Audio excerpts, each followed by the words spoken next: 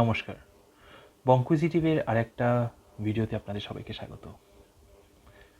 আমরা যখন কোনো ডিসিশন নিই, কোনো সিদ্ধান্ত গ্রহণ করি, তখন অনেক এমন ফ্যাক্টরস আছে, অনেক এমন ব্যাপার আছে যেগুলো কিনা আমাদের এই ডিসিশন মেকিং প্রসেসকে এফেক্ট করে, এবং অনেক এমন ফ্যাক্টর আছে যেগুলো কিনা বিভিন্নভাবে আমাদেরকে আটকায় একটা র্যাশনাল বা যুক্তিসম্মত ডিসিশন নেওয়ার থেকে। এই ফ্যাক্টরগুলোকেই বায়াস বলা হয়, বায়াস ইন ডিসিশন মেকিং বলা চলে। তো আজকে আমি কিছু বায়াস নিয়ে আলোচনা করতে চাই। তো এই বায়াসগুলোকে মূলত দুরকমভাবে ভাগ করা যেতে পারে। কিছু হচ্ছে ডাইরেক্ট কগনিটিভ, অর্থাৎ আমাদের চিন্তা ভাবনা সঙ্গে যেই বায়াসগুলো যুক্ত, অধিকাংশই সাবকনশিয়াসলি আমাদের মধ্যে চলে। আবার কিছু বায়াস আছে যেটা অনেক বেশি সোশ্যাল, অর্থাৎ সামাজিক, যেটা অন্যের দ্বারা প্রভাবিত হয়। তো আমরা কিছু কিছু এরকম বায়াস, তার প্রকারভেদ, তার কিছু এক্সাম্পল দিয়ে সেটা বোঝার চেষ্টা করব। প্রথমেই আসি, যেটা হচ্ছে confirmation bias. One of the main bias হচ্ছে কনফার্মেশন বায়াস, যেটার হলো যে ধরুন আপনি একটা কিছু, আপনার নিজস্ব কিছু বিলিফ আছে, কিছু বিশ্বাস আছে, এবং আপনি শুধুমাত্র সেই ইনফরমেশানগুলোই নিচ্ছেন ডিসিশন মেকিংয়ের জন্য যেগুলো কিনা আপনার যে বিলিফ সিস্টেম সেগুলোকে সাপোর্ট করে। এটাকে বলা হয় কনফার্মেশন বায়াস। উদাহরণ হিসেবে বলা যেতে পারে যে ধরুন আপনি সেই নিউজগুলো পড়ছেন যেটা কিনা ধরুন আপনি যে পলিটিক্যাল পার্টিকে সাপোর্ট করে সেই সম্বন্ধিত, শুধু সেই নিউজগুলোই আপনি যদি নেন, তাহলে সেটা হয়ে যায় কনফার্মেশন বায়াস। এর পরের যে বায়াস সেটা হচ্ছে অ্যাঙ্কারিং বায়াস। অ্যাঙ্কারিং বায়াসটা হচ্ছে যে ধরুন আপনি প্রথম যে ইনফরমেশানটা পাচ্ছেন কোনো একটা ব্যাপারে, যে প্রথম ইনফরমেশান আপনার ব্রেনে যেটা আসছে সেটার ওপর অনেক বেশি ডিপেন্ড করা, এবং সেটার কারণে যদি আপনি ঠিক ডিসিশন না নেন বা যুক্তিসম্মত র্যাশনাল ডিসিশন না নেন, সেটাকে তখন অ্যাঙ্কারিং বায়াস বলে। অর্থাৎ কোনো একটা ইনফরমেশনের ওপর অ্যাঙ্কার করে আপনার ডিসিশন মেকিংটা হচ্ছে। এটার উদাহরণ যদি দেওয়া যায় তাহলে ব্যাপারটা বুঝবেন। উদাহরণ হিসেবে ধরুন আমি বলি যে ধরুন আপনি গাড়ি কিনতে গেছেন, এবং হয়তো আপনি জানেনও, ভেতর থেকে আপনি হয়তো জানেন যে যে প্রাইস ট্যাগটা গাড়ির সামনে লাগানো আছে সেটা অনেক বেশি, কিন্তু যেহেতু ওই ইনফরমেশানটা, যে প্রাইস ট্যাগ, গাড়ির প্রাইস ট্যাগ, ওটা সবার আগে আপনার চোখে এসেছে, আপনি যখন বার্গেনিং করছেন যে ডিলারের সঙ্গে, সেটা কিন্তু খানিকটা এফেক্টেড হবে ওই ইনিশিয়াল প্রাইস পয়েন্টটার জন্য। সিমিলারভাবে অনেক সময় ধরুন চাকরির সময়তে যখন ইন্টারভিউ দিচ্ছে বা স্যালারি নেগোসিয়েশন হয়, তখন প্রথম যে স্যালারিটা প্রপোজ করা হয় তার উপর কিন্তু অনেক সময় আমাদের পরবর্তী নেগোসিয়েশনটা ডিপেন্ড করে।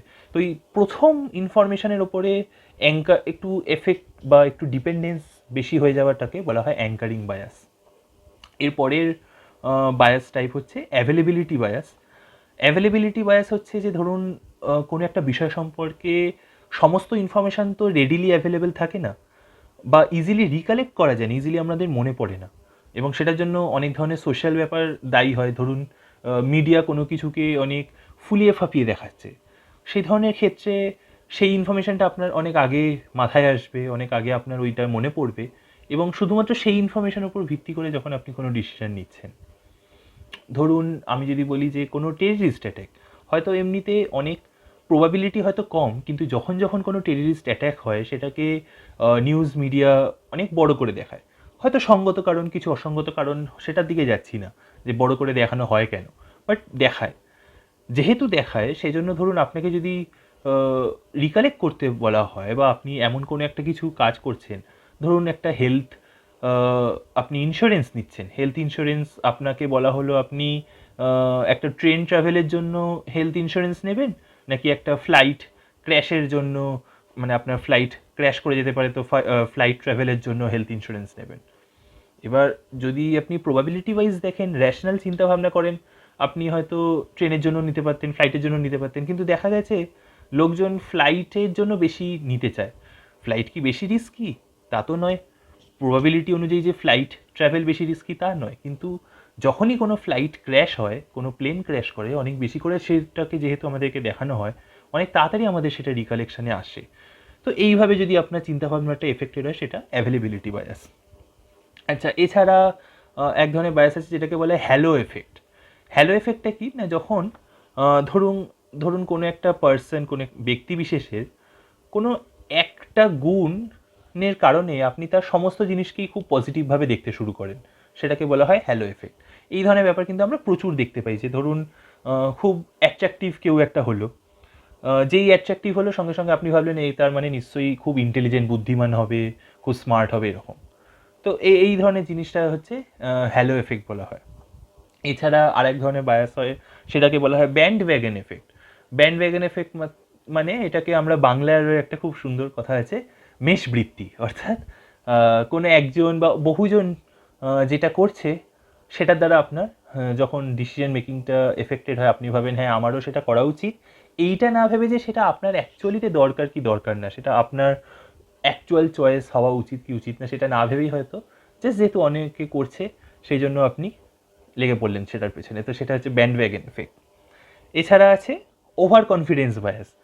তো এই জিনিসটা আমাদের অনেকেরই থাকে, যে আমরা নিজেদের ক্যাপাবিলিটি, আমাদের নিজেদের সক্ষমতা, আমাদের নিজস্ব নলেজ, এসবের ওপর আমরা অনেক বেশি ওভার এস্টিমেট করি, মানে যা না আছে তার থেকে অনেক বেশি ভাবি, এবং সেইখান থেকে যে বায়াস, সেখান থেকে যে ভুল ত্রুটি হয় আমাদের ডিসিশন মেকিংয়ে, সেটা হচ্ছে ওভার কনফিডেন্স বায়াস। যেমন আপনি দেখবেন অনেক ড্রাইভার ভাবে যে তারা অনেক লেস প্রবাবল কোনো অ্যাক্সিডেন্ট করা থেকে, বা অনেক ইনভেস্টার তারা ভাবে যে তারা স্টক মার্কেটকে টাইম করতে পারবে বিকজ তারা অনেক বেশি জানে।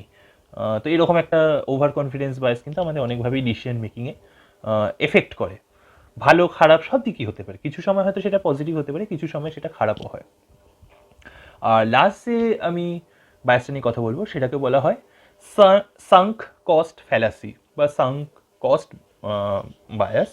এটা আর কিছুই না, কস্ট সাঙ্ক মানে যেটা ডুবে গেছে, কস্ট মানে আপনারা জানেন ক্ষতি, বা কস্ট কোনো কিছুতে কতটা মানে অতিবাহিত হচ্ছে সেটাকে আমরা অনেক সময় কস্ট বলে থাকি। তো সাঙ্ক কস্ট মানে হচ্ছে ধরুন যে জিনিসটা আর হওয়ার নয়, কিন্তু আপনি যেহেতু তাতে কিছু আপনার পরিশ্রম হোক, টাকা হোক, সময় হোক, কিছু একটা ঢেলেছেন, কিছু একটা ইনভেস্ট করেছেন, তাই সেটার থেকে আর সরে আসতে পারছেন না, সেইটা হচ্ছে সাঙ্ক কস্ট ফ্যালাসি বা সাঙ্ক কস্ট বায়াস।